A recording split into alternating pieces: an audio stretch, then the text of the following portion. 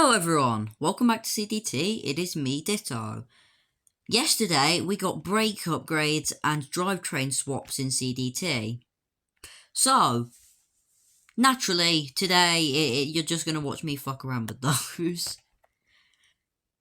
So I've got a few things in mind. First of all, I was going to see how fast we could get a car with front wheel drive. Basically, what happens when you front wheel drive swap very fast cars, they do funny stuff and go quite slow. Allow me to demonstrate this to you. What I've got here is a Bugatti Bolide. As you can see, it drives perfectly normally, and it's all-wheel drive. But when I swap front-wheel drive onto it, it tends to do funny stuff, or at least it did yesterday. There was a bug yesterday which meant that if you swapped front-wheel drive onto pretty much any car, it would start not accelerating. However, it appears they've patched that bug, which is good. The acceleration is definitely much worse, but... oh, and the handling is much worse. Like, look at this. Yeah, no, that's terrible handling.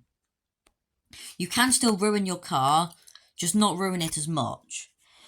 If you want to see what happened when you put front-wheel drive on a car that was really powerful, watch my update video from yesterday. Now, the car I have here is a Porsche 919 Evo. It's notorious because it's very difficult to control at high speeds. It's quite slippery. It's got all-wheel drive, and yet the moment we do that, it's gone. Sometimes it doesn't even need that. It's really difficult to control. But now we're going to swap rear-wheel drive onto it. This is going to be interesting. Right. I'm going to take it into the city for this, because I don't think we'll need the sand. Come on. That was definitely a bit of tyre smoke. Oh, there we go. Yeah, as you can see, rear-wheel drive makes cars, slidey. Which brings me on to my next experiment. The Hoonicorn, set up to drift by Ken Block himself. And it does it quite well. But really well, because it's all-wheel drive, which means that while it can drift really easily, it's also got enough grip to get back, if you drive it properly, which I haven't. So what happens when we swap rear-wheel drive onto it? Well, I'm the idiot that's going to find out. Rear-wheel drive. Let's take this bugger drifting. Turn in, handbrake. Okay, that's better than I was expecting.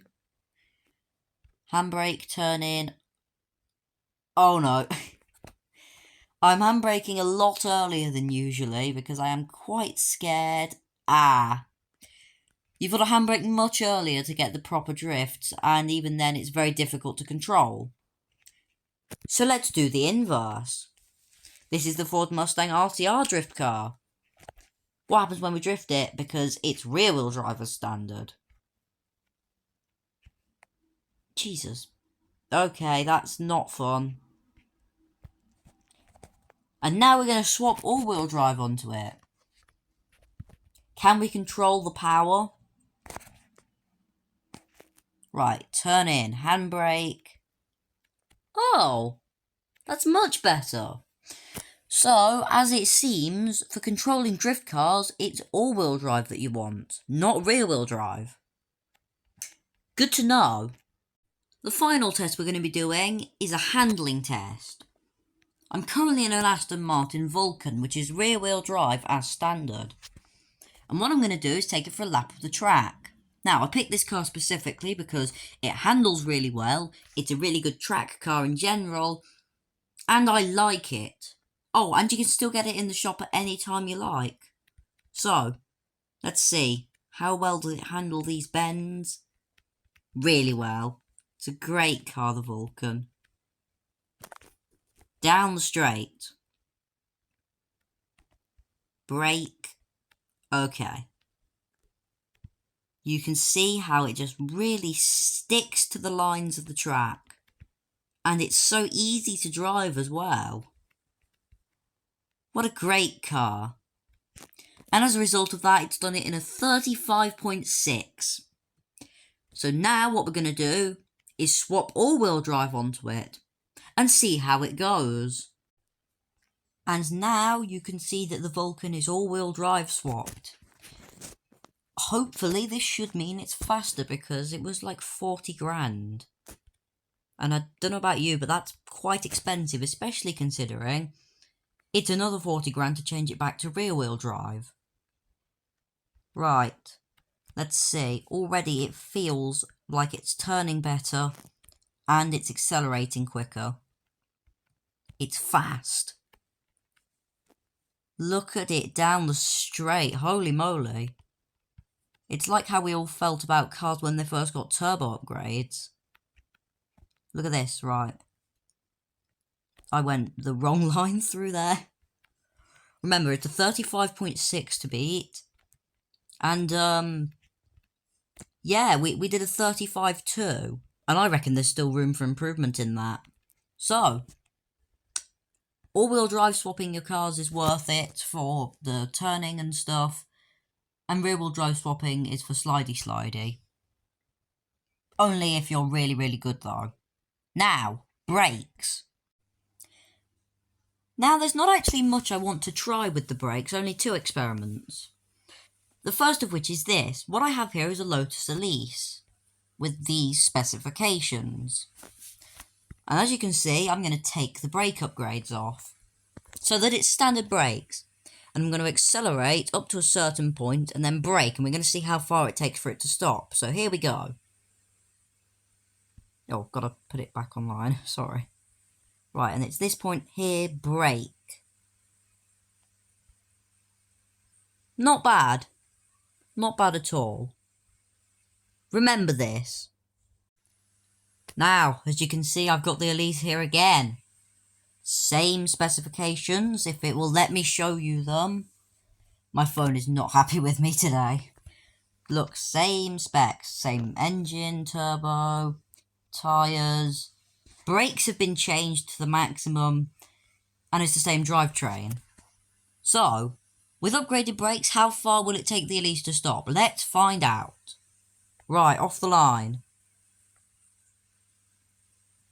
Brake. Whoa! That is seriously impressive. Brake upgrades, definitely worth going for. Oh god, forgot it was still rear-wheel drive. Right, we have the 919 Evo here again. This time for the braking challenge. Well, not challenge, experiment. Standard brakes right here. Let's just drive it for a little bit. Seems normal, right? And then if I brake for a corner, stops pretty well.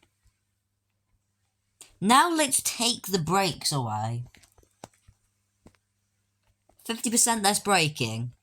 Here we go. This is going to be carnage. Whoa, okay. It barely stops. It's terrible.